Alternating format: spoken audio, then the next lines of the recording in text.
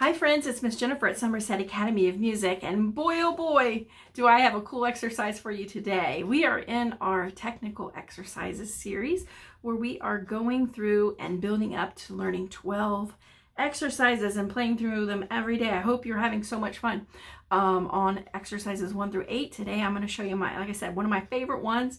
We are on exercise 9. We are book 1, group 1, exercise 9.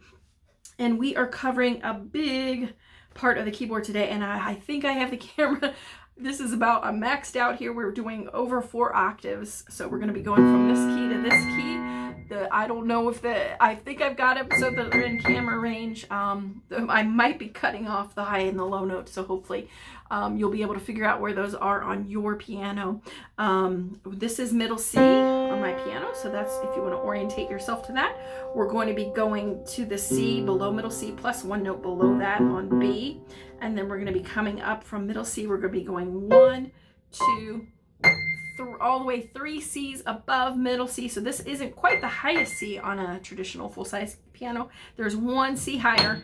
Luckily, we're not going up to that today because you can't see it. But yeah, we'll be starting here from middle C. So we're going to start with both our hands in a C position like this, but both hands are going to be moving up the piano. So this is going to be, like I said, this is a super fun one to play.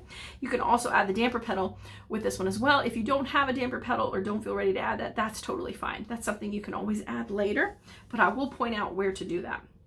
So what we're going to be doing is we're going to be playing a C chord, which the notes of the C chord you might know are C, E, and G. And then we're also going to be using the G7 chord, which are the notes B, F, and G, B, F, and G. And then we're also going to be playing this high D, which is technically part of the G7 chord. It's often left out, but we'll be playing it today. So that's kind of what we're doing, but I think probably the best way to show you this is to just dive right in. So what we're going to be doing is we're going to be playing the C chord. We're going to be alternating left and right hand, and we're going to be playing that chord broken. So we're going to start with a C chord, and by broken what we mean is a block chord is when you play all the notes together at the same time, and a broken chord is when you play the notes not together, and there are different patterns that you can play. We're going to be playing the notes of the C chord one at a time. We're going to start with the left like this, and we're going to play C, E, G. Then the right hand's going to play C, E, G. Then we're going to take our left hand, this is where it gets fancy, and we're going to cross it over top of the right hand. We're going to come up an octave and put our pinky on the C above middle C, and we're going to play C, E, G. Then we're going to bring our right hand up and play this high C. Probably with your second finger would be, it's not too important what finger you play it with, but that would be my choice, would be to play this with your second finger. So let's look at that again. So we're going to be playing the broken C. We're going to go left, right, left, and then just the high note C. So I'll do that again slowly. So we got C, E, G, C, E, G, crossover, C, E, G, C. Now, if you want to add the damper pedal to that, listen to what this does with the sound. And if you're on a regular acoustic piano, the damper pedal is the one on the far right.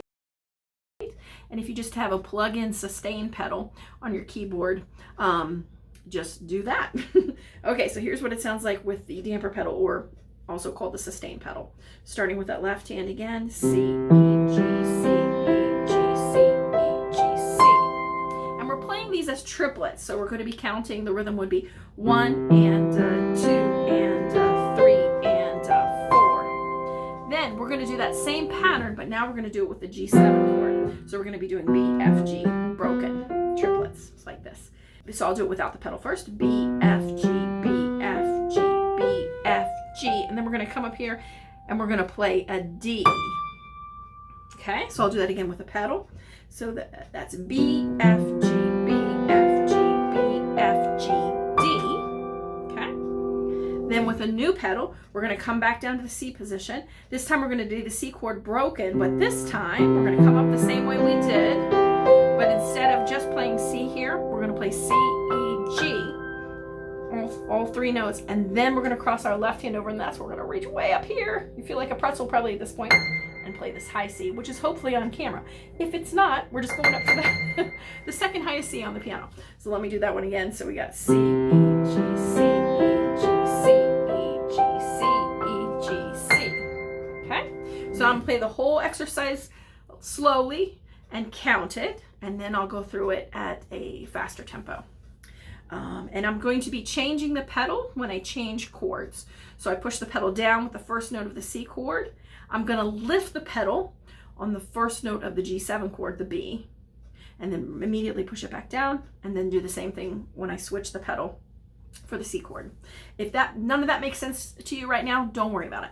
Okay, so here we go. I'm going to count it slowly.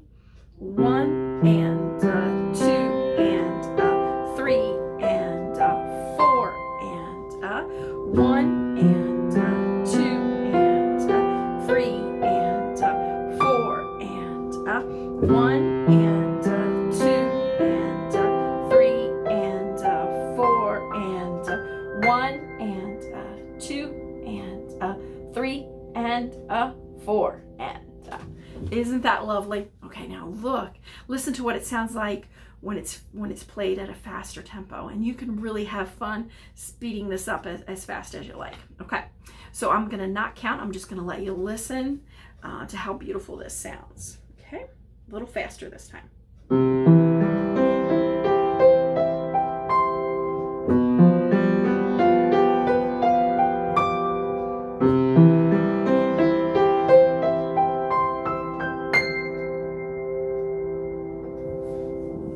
There you go. That's exercise 9 from book 1, group 1. Hope you enjoyed that so much. I look forward to seeing you next week for exercise number 10.